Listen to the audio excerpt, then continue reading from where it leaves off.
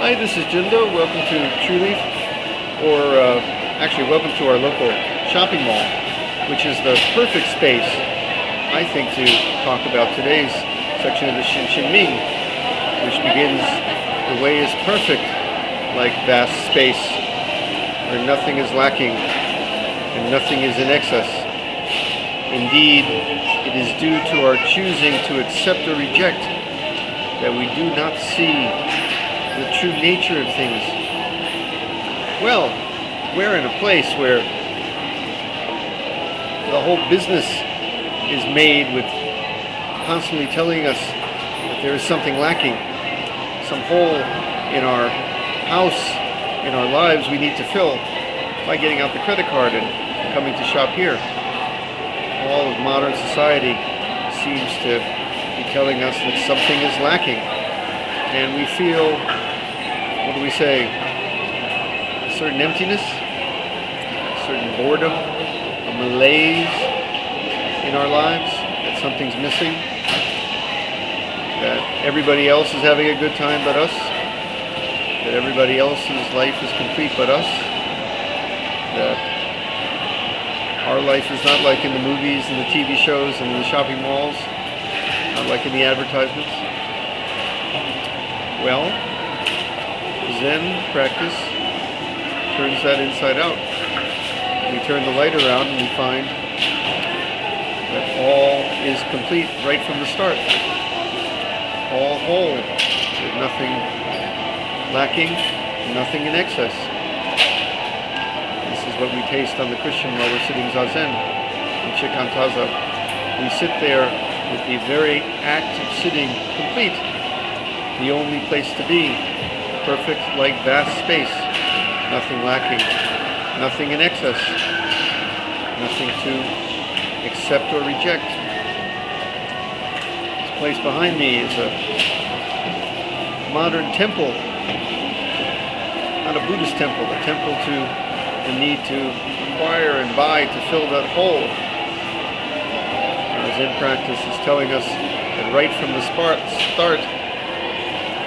in this vast open space, there was never a hole in need of filling. That doesn't mean that life is perfect in the sense that human beings demand that things must be perfectly like we want. It means it's whole. I gave a talk last week on wholeness. It is wholly what it is. And that leaves us feeling that there's something holy about it. Holy whole. Even in our spiritual practice, we can feel that something is lacking, that we need to run from one thing to the next, from this religion to that religion, from this self-help book to that self-help book, from this guru to that guru. Maybe he'll have the answers.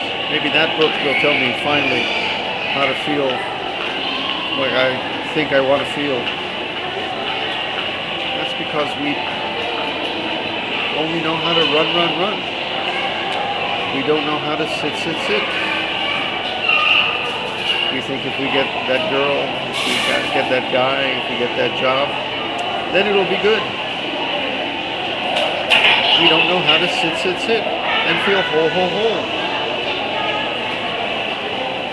Now, there's nothing wrong with a little shopping in shopping malls, don't get me wrong.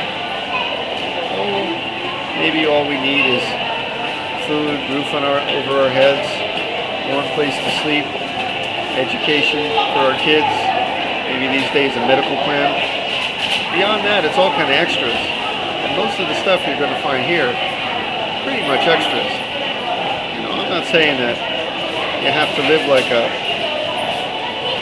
a Buddha, but the simpler you keep it, and the more you can be at home and complete with simplicity, the more you don't need, the more you don't grasp and run after and chase, the more you can just be content with things as they are, realizing that in this universe as vast as space, there's nothing in excess, nothing lacking. When you can do that, you're truly at home.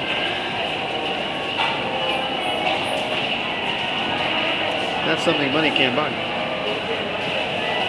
Shall we sit with that? This is also practice and something I've talked about many times in our Sangha. You can sit anywhere. It's always good to sit in a quiet room, but it's good to sit in a noisy space too, with all the commotion going by. The real stillness. Right here. Shall we sit with that? I don't have the bell today, so let's just sit.